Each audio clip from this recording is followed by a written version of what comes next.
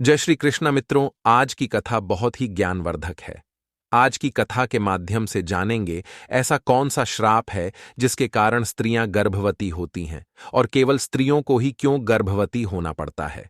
और ऐसे कौन से कार्य हैं जो एक पतिव्रता स्त्री को अपने जीवन में नहीं करने चाहिए, अन्यथा उन्हें सारा जीवन दुखमय व्यतीत करना पड़ता है। चलिए मित्रों, आपका ज्यादा समय न लेते हुए कथा को प्रारंभ करते हैं। मित्रों, एक समय की बात है जब भगवान शिव जी कैलाश पर्वत पर विश्राम कर रहे थे। तभी वहां आदिशक्ति माता पार्वती ऐसा आती हैं और भगवान शिव जी से कहती हैं, हे प्रभु, आज जब मैं आपसे मिलने आ रही थी तो मैंने पृथ्वीलोक पर दो स्त्रियों को देखा, जिसमें से एक स्त्री गर्भवती थी और अपने पति के साथ सुखी जीवन व्यतीत कर रही थी।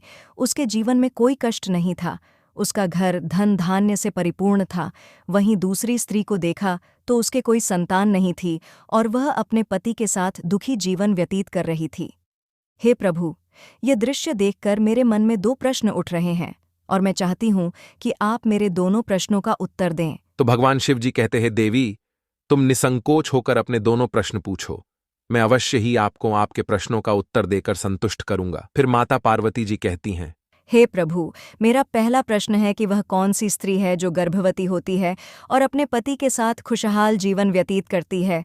और मेरा दूसरा प्रश्न है कि वह कौन सी स्त्री है जिसके भाग्य में जीवन भर संतान सुख की प्राप्ति नहीं होती है। दोनों प्रश्न सुनने के बाद भगवान शिव जी कहते हैं, हे देवी, आज तुमने उचित प्रश्न किया है।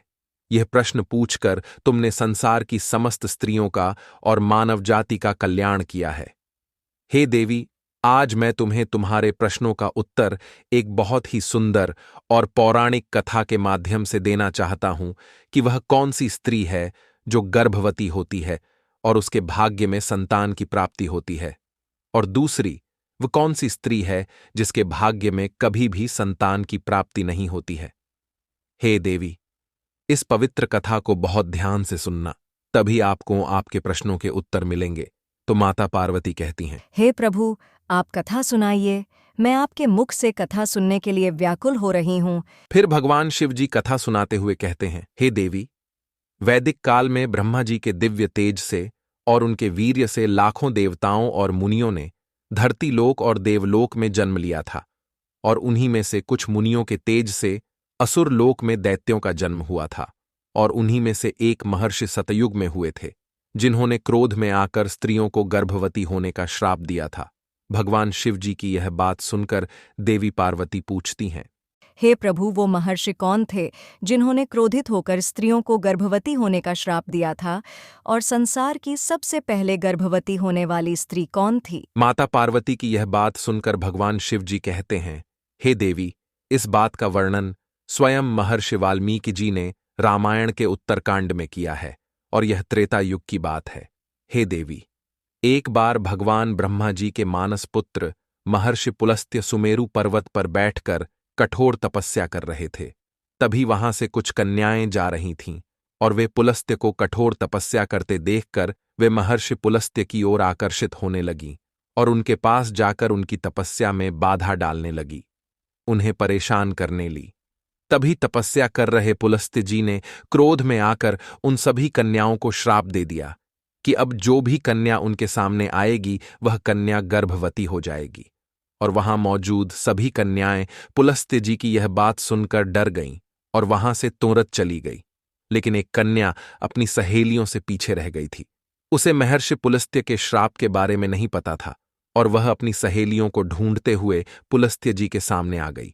उस समय महर्षि पुलस्त्य वेदों का पाठ कर रहे थे, और जैसे ही पुलस्त्य जी ने उस कन्या को देखा, वैसे ही उस कन्या पर श्राप का असर होने लगा, और तुरंत ही उस कन्या के पैर भारी होने लगे। उसके सामने अंधकार छाने लगा और वह गर्भवती हो गई।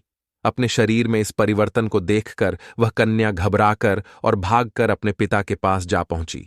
जब उसके पिता ने अपनी कन्या की ऐसी हालत देखी तो उसके पिता बहुत दुखी हुए, और वह अपनी कन्या को लेकर पुलस्त्य जी के पास आ गए और हाथ जोड़कर कहा, हे मुनिवर, मेरी पुत्री अभी नादान है, इसे आपके द्वारा दिए गए श्राप के बारे में नहीं पता था।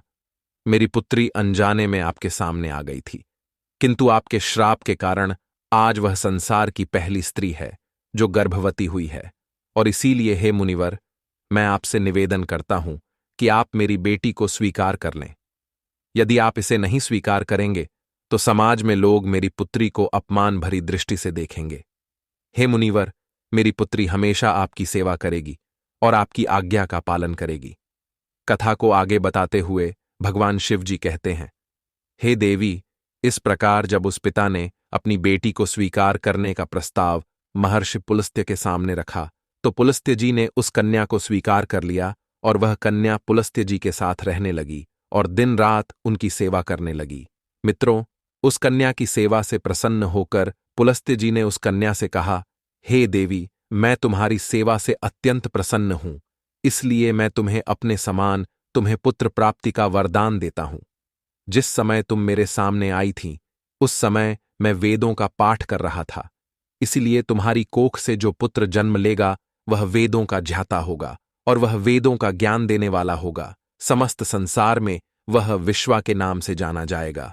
मित्रों, आगे की कथा सुनाते हुए भगवान शिव जी कहते हैं, हे देवी, कुछ समय बाद उस कन्या ने एक पुत्र को जन्म दिया और जैसा कि पुलस्त्य जी ने कहा था कि तुम्हारा पुत्र विश्वा के नाम से जाना जाएगा, बिल्कुल वैसा ही हुआ और उसका नाम विश्वामित्र रखा गया। और आगे चलकर त्रेता युग में विश्वामित्र जी नई भगवान राम और लक्ष्मण को शास्त्र ज्ञान दिया। इस प्रकार भगवान शिव जी कहते हैं, हे देवी, मेरी कथा समाप्त हुई। अब मैं तुम्हारे प्रश्नों का उत्तर देता हूं। तुम्हारा प्रथम प्रश्न था कि केवल स्त्रियां ही गर्भवती क्यों होती हैं, पुरुष क्यों नहीं, और वह कौन सी स्त्री है जिसके भाग्य में संतान प्राप्ति का सुख होता है। सुनो, स्त्रियों के समान पुरुष भी अपने दिव्य तेज से गर्भधारण कर सकते थे, किंतु हे देवी, स्त्रियों को संसार की दिव्य शक्ति स्वयं परमपिता ब्रह्मा जी ने दी है और स्त्री के रचना करने में उन्हें बहुत अधिक समय लगा था। इसलिए नारी को यह स्वरूप वरदान है कि वह संतान उत्पन्न कर सकती है। मित्रों, नारी की रचना संसार की सबसे अनोखी रचना है, इसलिए केवल स्त्रियां ही गर्भवती होती हैं और उसी स्त्री के भाग्य में संतान की प्राप्ति होती है जो एक पतिव्रता जीवन जीती है और अपने पति के अलावा पराये मर्दों को नहीं देखती है और ना ही उनके प्रति आकर्षित होती है और अपने पति का कहना मानती है, किसी अन्य पुरुष के साथ गलत संबंध नहीं बनती है।